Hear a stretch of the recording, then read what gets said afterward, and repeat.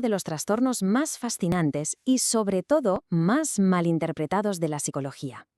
Vamos a dejar de lado los mitos de una vez por todas para explorar la verdadera historia de la psicopatía.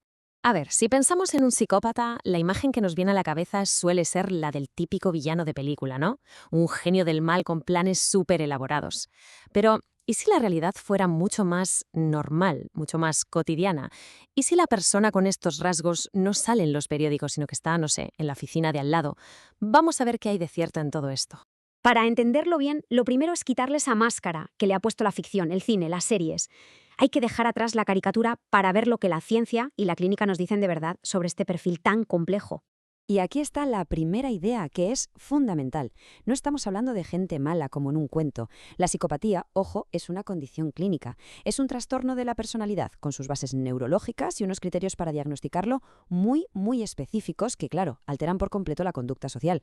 Entonces, vale, ¿cómo es exactamente ese perfil clínico? ¿Qué es lo que define a una personalidad psicopática según los expertos? Venga, vamos a desgranar sus rasgos más importantes. Esta sería la definición del libro. Básicamente se apoya en un vacío emocional muy concreto, la incapacidad total para sentir empatía o culpa. Si a eso le sumamos una tendencia a usar a los demás para conseguir lo que quieren, casi siempre de forma impulsiva y saltándose las normas, pues ahí lo tenemos.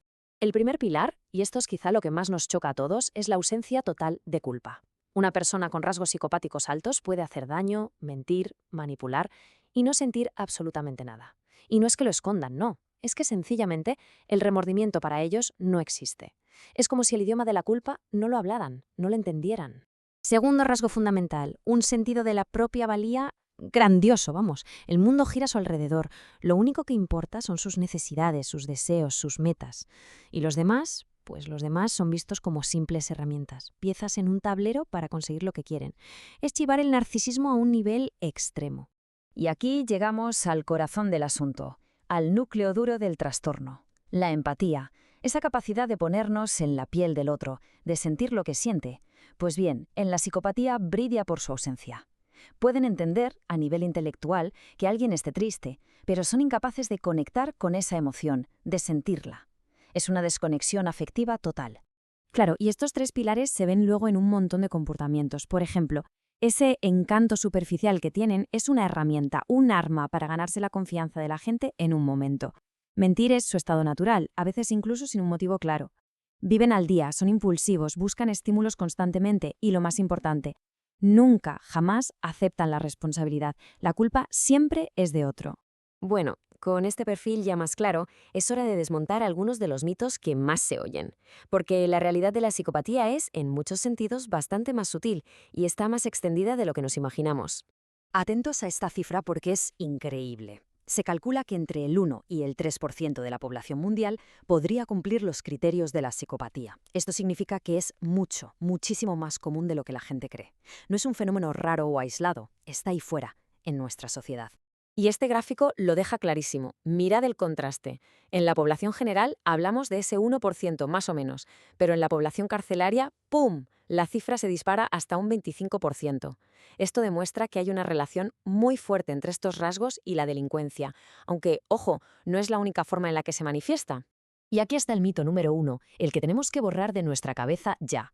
La violencia extrema es la excepción, no la regla. La mayoría de personas con rasgos psicopáticos no usan un cuchillo. Sus armas son la manipulación, el encanto, la mentira, y las usan para moverse por sus trabajos, sus grupos de amigos o sus familias, dejando un rastro de daño emocional, eso sí, enorme. Todo esto nos lleva a la pregunta del millón, ¿no? ¿Un psicópata nace o se hace? Pues la ciencia, a día de hoy, nos dice que es una mezcla compleja, una interacción entre la predisposición genética y lo que nos pasa en la vida. Y aquí hay que hacer una parada técnica, porque siempre se lían estos dos términos. La psicopatía se relaciona más con factores internos, con la genética, con una naturaleza más fría y calculadora, digamos que de fábrica. La sociopatía, en cambio, tiene más que ver con factores externos, con traumas, con un entorno difícil, y sus actos suelen ser más impulsivos, más descontrolados. Y para rizar el rizo, resulta que ni siquiera todos los psicópatas son iguales. Como se ve en la tabla, se suele distinguir entre el tipo primario, que es el prototipo, el frío, calculador, el que lo planea todo, y el secundario, que es mucho más impulsivo, más reactivo, más propenso a la ansiedad. Su comportamiento es más emocional y, por lo tanto, más caótico. Y con esto llegamos a la pregunta final, la que más debate genera y la que más escepticismo levanta. ¿Hay esperanza? ¿Se puede tratar? ¿Puede cambiar alguien con este trastorno? A ver, históricamente la respuesta era un no rotundo, pero la investigación más reciente nos da un poquito de esperanza. Mirad el gráfico. Las terapias combinadas, si se hacen bien de forma intensiva, pueden llegar a tener hasta un 88% de éxito en reducir la conducta antisocial. Y eso es una barbaridad. Pero claro, no es tan fácil. Los desafíos son gigantes. Para empezar, casi nunca buscan ayuda por sí mismos porque no creen tener un problema. Además, pueden usar su propia capacidad de manipulación para engañar al terapeuta. Y por si fuera poco, el tiempo corre en contra. El tratamiento es mucho más eficaz en gente joven, antes de los 30. Y terminamos con esta idea, que lo cambia un poco todo. Los estudios más modernos dicen que la psicopatía no es un interruptor, no es un sí o un no. Es un espectro, una escala en la que, en cierto modo, estamos todos. Así que la verdadera pregunta no es solo quién es un psicópata, sino ¿dónde trazamos la línea? ¿En qué punto exacto un puñado de rasgos se convierte en un trastorno que define la vida de alguien y su impacto en los demás? Una línea muy, muy borrosa para un trastorno que en realidad apenas empezamos a comprender.